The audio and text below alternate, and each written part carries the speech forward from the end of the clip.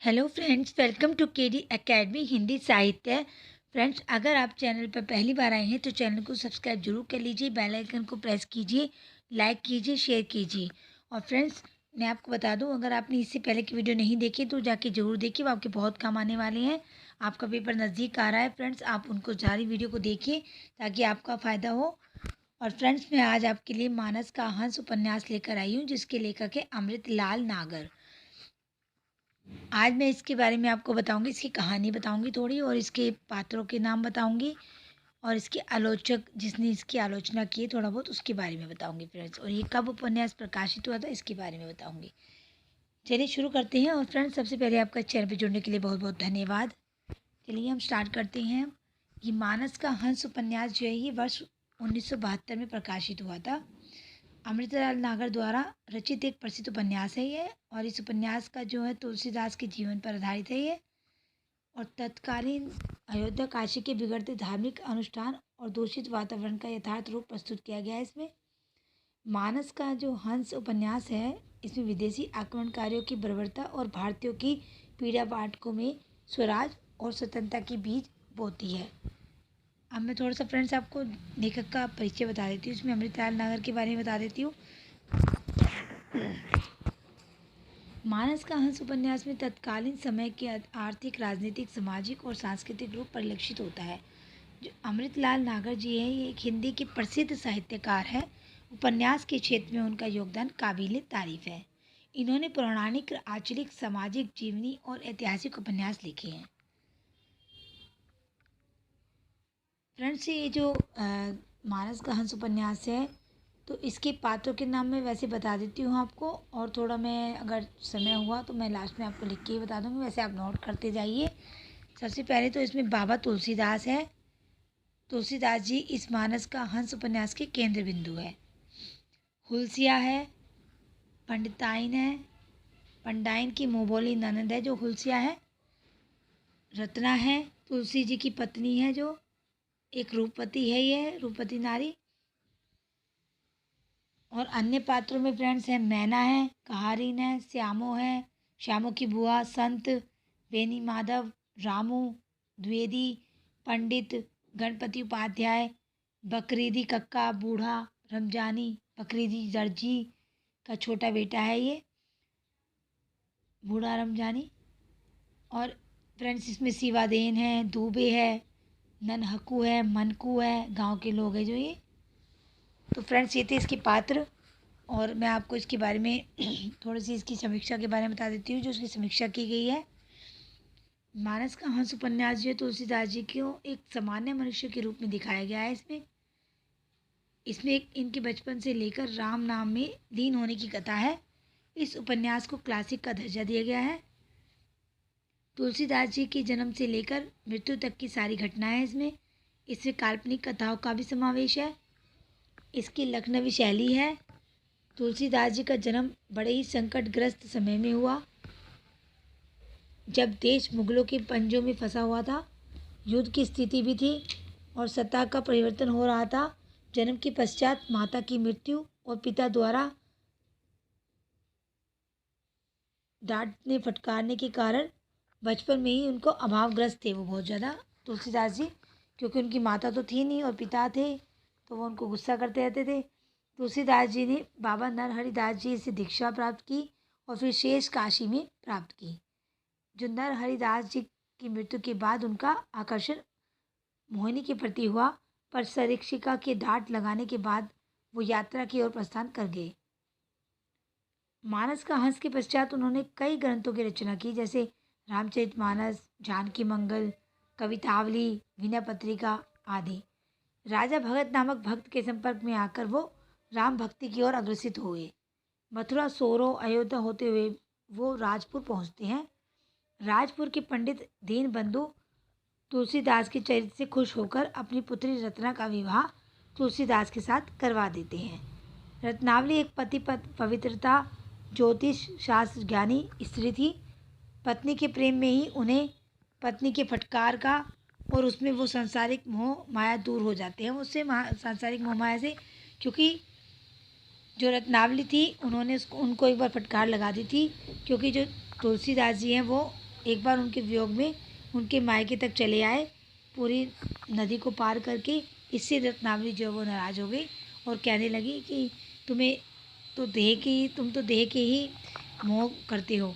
तो इस वजह से तुलसीदास जी जो है वो उनको खिन्नता हो गई और इस तब से वो रत्नावली को छोड़कर चले गए। उन्होंने तीर्थ यात्रा की और राम भक्ति में तल्लीन हो गए। जिस वक्त वो रामचरितमानस की रचना कर रहे थे, उस वक्त उन्हें काशी के पंडितों के तिरस्कार का सामना करना पड़ा। तब तक उनकी पत्नी का देहावसान हो चुका था। फिर वो रामकथा का प्रवचन चित्रकूट में करने लगे। फिर वो काशी में ही विनय पत्रिका का अंतिम पद लिखते हुए 80 घाट पर उनकी मृत्यु हो गई। इस उपन्यास में लेखक ने तुलसीदास जी के आंतरिक और बाहरी संघर्ष को भली भांति दर्शाया है। तुलसीदास जी के आम मनुष्य की भांति जीवन द्वंद्व जिन्हें लड़ते हुए वो रचना करते हैं, पुत्र पत्नी व अपने सबसे प्रिय लोगों को त्यागना किसी व मनुष्य के लिए कितना कठिन रहा होगा। इसके पश्चात वो प्रसिद्ध ग्रंथों की रचना करते हैं। तुलसीदास जी का जन्म 17वीं शताब्दी में हुआ। अब उपन्यास के संबंध में जो गोपाल राय का कथन बता देती हूँ मैं आपको। उपन्यास में तुलसी के जन्म से लेकर उनकी मृत्यु तक का जो जीवन चरित्र प्रस्तुत हुआ है, वह इतना सजीव, तर्कसंगत और सुसंबद्ध है कि कदाचित ऐतिहासिक तथ्य न होते हुए भी वह पूर्णतः यथार्थ बन गया है। फ्रेंड्स, ये कथन मैं आपको इसलिए बताती हूँ, ये पूछे जा सकते हैं और आपको मैं थोड़ा सा इनके पात्रों के बारे में मैं लिख के बता देती हूँ ताकि आपको याद रहे जो मेन पात्र हैं।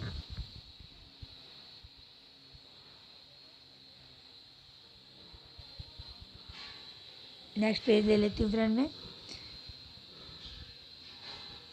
इसमें मैं आपको बता देती हूँ फ्रेंड्स, इसमें सबसे पहले तो बाबा तुलसीदास ही हैं, वो तो आपको पता ही होगा।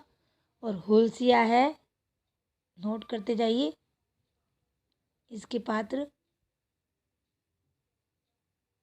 हुलसिया रत्ना है, उनकी पत्नी है जो।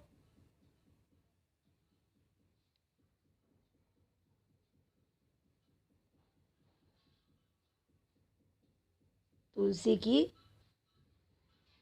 पत्नी।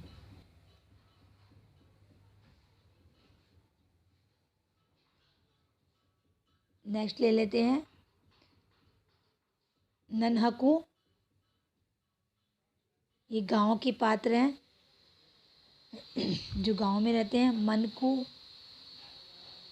गांव के लोग हैं ये। और दूसरे पात्र जो हैं उनमें है मैना, कहारिन,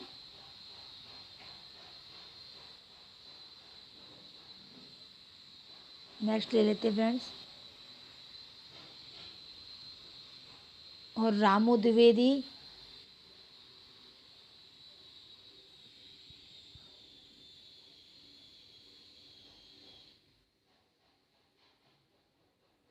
रामू द्विवेदी सब नोट कर लीजिए फ्रेंड्स। ये पंडित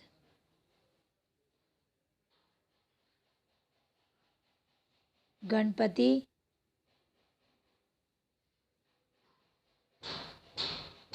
उपाध्याय,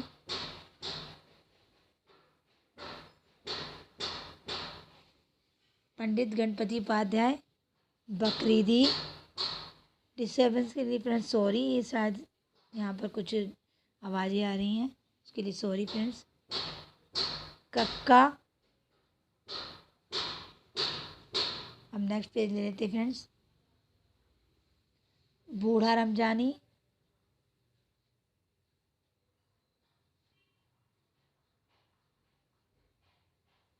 रमजानी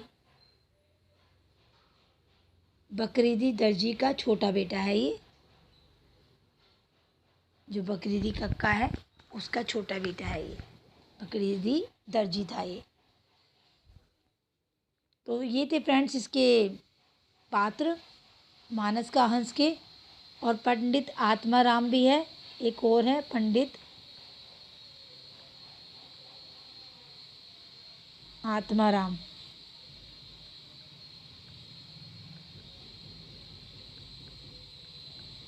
एक और है friends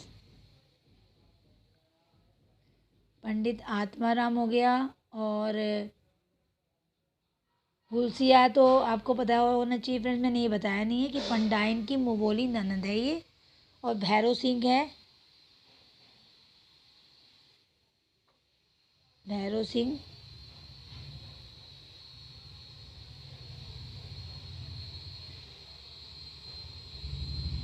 Bhairav Singh. Okay friends, ये थे इसके पात्र सारे मानस का हंस के। उम्मीद है फ्रेंड्स आपको इसकी कहानी के बारे में पता चल ही गया होगा ये किस बारे में है। तो इसी तरह से फ्रेंड्स क्वेश्चन पूछे जाते हैं, पात्र पूछे जाते हैं कि ये पात्र कौन से उपन्यास का है। तो इसीलिए मैंने आपको स्मार्ट वर्क करके बताया कि स्मार्ट वर्क कैसे करना है। अभी समय कम रह गया है, इससे पूरा उपन्यास पढ़ने का टाइम आपके पास नहीं होगा।